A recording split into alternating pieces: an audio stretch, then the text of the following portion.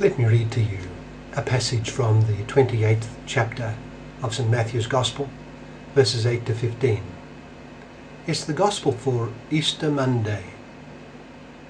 St. Matthew writes, "So the women hurried away from the tomb, afraid, yet filled with joy, and ran to tell his disciples.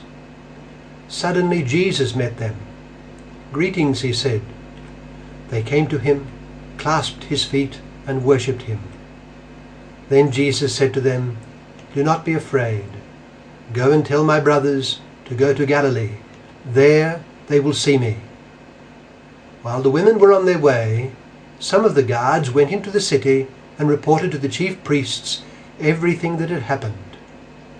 When the chief priests had met with the elders and devised a plan, they gave the soldiers a large sum of money, telling them, 'You are to say, his disciples came during the night and stole him away while we were asleep. If this report gets to the governor, we will satisfy him and keep you out of trouble.' So the soldiers took the money and did as they were instructed. And this story has been widely circulated among the Jews to this very day." That's from Matthew chapter 28, verses 8 to 15 for Easter Monday.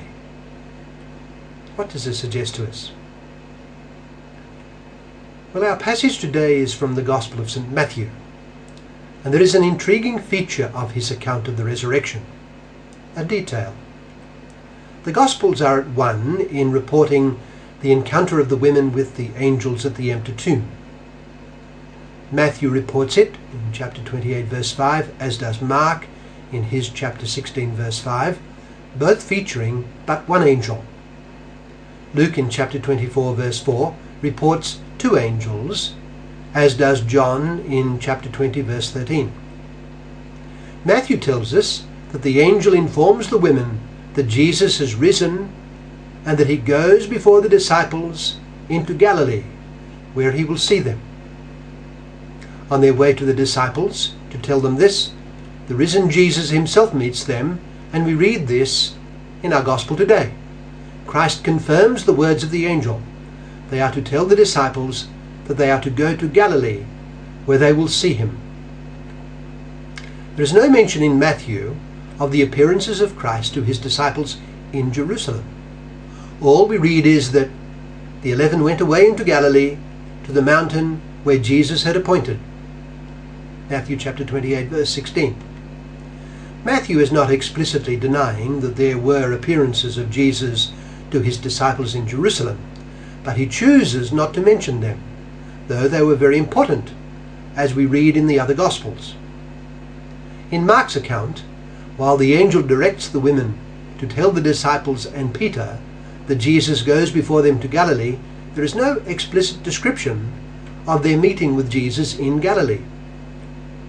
He reports the appearances of Christ to the 11 at the meal in Jerusalem, at which he gives them their commission to go to the whole world to preach the gospel to all.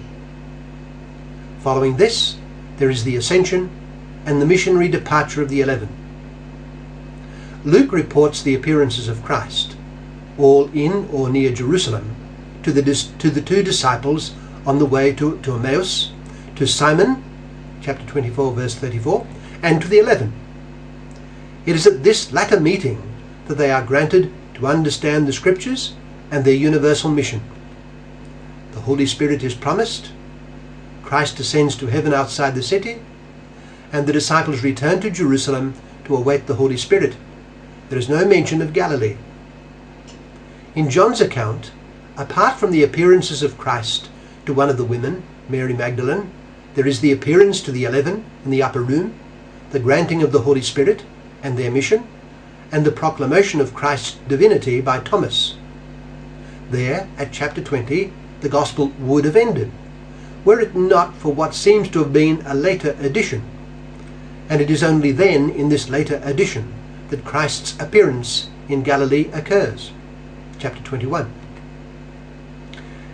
Well, it's intriguing that Matthew is the only one in the Gospels who describes the post-resurrection sojourn in Galilee, apart from, as I said, chapter 21 in John, and this chapter was probably added by a later inspired compiler or author other than John himself. St. Matthew, without denying a commissioning in Jerusalem, chooses to give great solemnity to the event on the mountain in Galilee, where Jesus had told them to assemble. We can only speculate on the reason for this emphasis of Matthew's, but I would suggest the following. Matthew has already showed that the chief priests and elders had schemed to have guards assigned to Christ's tomb, so as to forestall any action of the disciples to spirit away the body and begin a rumour of his resurrection.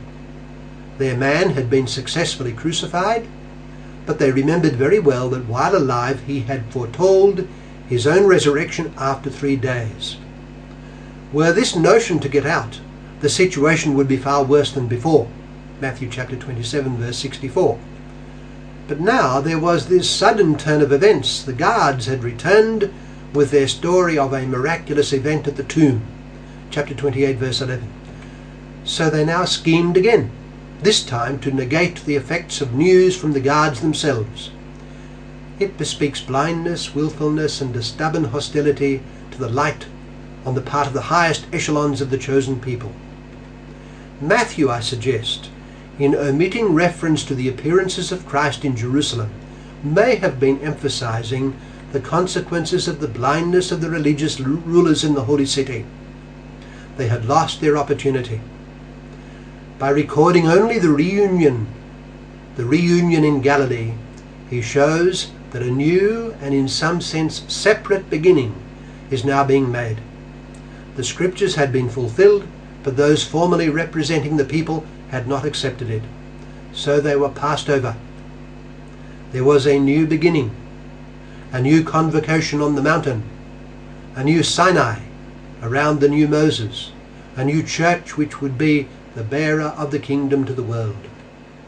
Matthew chooses to show this by describing it being done not in the city, but on the mountain in Galilee, the region of Christ's origin, and that of most of the 11, perhaps most of the disciples, who witnessed him at this event. Chapter 28 verse 17.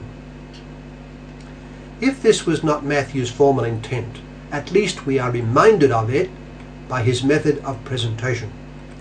We could speculate further on the significance of this happening on the mountain. Could it have been the mountain of the Transfiguration?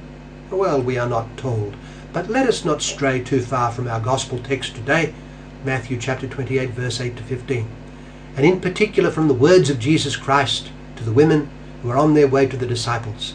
They have nothing to fear. The brothers are to go to Galilee, and there they will see him. A grand new start with the risen Jesus is to occur. Let us place ourselves in the presence of the risen Jesus with the women who meet him on the road. He is risen from the dead and is about to organize his disciples for the greatest thing flowing from his resurrection. It will be the launching of his church in its mission to bring him to the world. Let us take our stand with the risen Jesus and cast our lot with him. Let us resolve to believe in him with all our hearts and to place every day of our lives at his disposal for the one thing necessary, the conquest of the world for God.